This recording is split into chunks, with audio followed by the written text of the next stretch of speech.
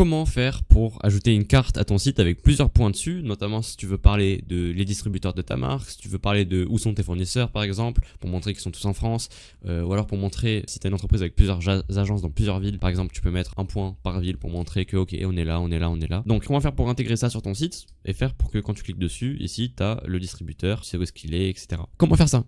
Tu vas cliquer sur le lien dans la description, c'est le lien de Google My Maps. C'est pas Google Maps, c'est Google My Maps. Ensuite, tu vas te retrouver ici sur une carte et tu vas cliquer ici sur le point, ajouter un repère. Et tu vas le cliquer là où tu veux, Bourges par exemple. Bam. J'ajoute n'importe quoi, j'ajoute une petite description, enregistrer.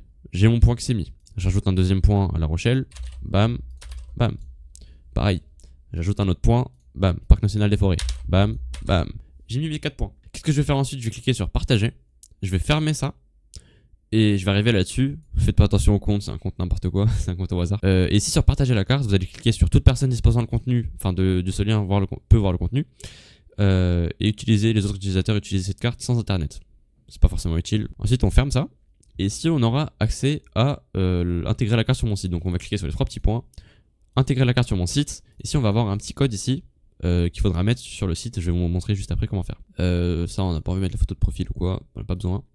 Donc on prend ces codes là, iframe, bam, on le copie. Et on va venir ajouter une section sur notre Elementor comme d'habitude. On va venir rajouter un widget HTML. Donc plus HTML, bam, on rajoute un HTML. On met notre code et ici on va avoir la carte qui apparaît. Par contre nous, on veut pas forcément avoir cette barre noire ici. Donc qu'est-ce qu'on va venir faire? On va venir rajouter, je crois que c'est un espaceur, ouais voilà. Oups, ouais. On va rajouter un espaceur, donc on recherche espaceur dans les éléments. Bam, on le met juste au-dessus. On va peut-être l'agrandir. Enfin, on le fait de la taille du bandeau noir qu'on veut cacher. Bam. On vérifie que le fond ici d'arrière-plan il soit blanc. Donc hop, background. Et ici ce qu'on va venir faire c'est tout simplement le baisser. Donc on va aller sur la marge du bas. On va, pardon, pas faire ça. On va délier les valeurs. Et on va descendre la marge du bas. Hop. Comme ça à peu près, ouais. Peu importe. Bon, vous voyez pour que ça soit exactement pareil au niveau des tailles, etc. Mais en gros vous allez avoir ça. Sauf que là, ok on a remonté la carte, on a descendu l'espaceur, etc. Sauf que nous ce qu'on veut c'est que ça soit par dessus. Donc pour faire ça qu'est-ce qu'on fait? On vient modifier ici le Z-index. Le Z-index en gros c'est les couches qu'il va y avoir sur votre site.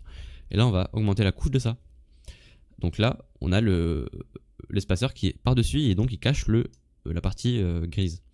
Donc là je vois qu'il reste une partie grise, bam, je monte de quelques pixels. Et là j'ai ma carte, tranquillement, je peux la consulter. C'est exactement la carte que j'ai créée tout à l'heure avec les noms au hasard, etc. Donc ça fait plaisir. Ensuite on peut vérifier que ça soit responsive. Hop, ici c'est bon. Ici c'est bon. Et ici c'est bon. Bam, parfait. Donc vous laissez ça comme ça, vous rajoutez les titres au-dessus, en dessous, faites ce que vous voulez. Mais globalement c'est comme ça que ça marche. Je vais le supprimer parce que j'ai pas besoin de ce truc là, je l'ai déjà juste en dessous. Hop. Et c'est tout pour cette vidéo. Maintenant ce que je vous invite à faire c'est de vous abonner pour suivre les prochains tutos. Des tutos techniques, des tutos design, des tutos sur les problèmes qu'il peut y avoir sur WordPress, sur le SEO, etc. Et avec moi en fait vous allez jamais perdre en connaissance, vous allez toujours gagner en connaissance. J'essaie de vous faire passer toujours au niveau de dessus avec chaque vidéo. Cette vidéo là vous avez appris à faire ça. Dans une prochaine ce sera autre chose. Merci beaucoup d'avoir regardé cette vidéo et à la prochaine. Bye.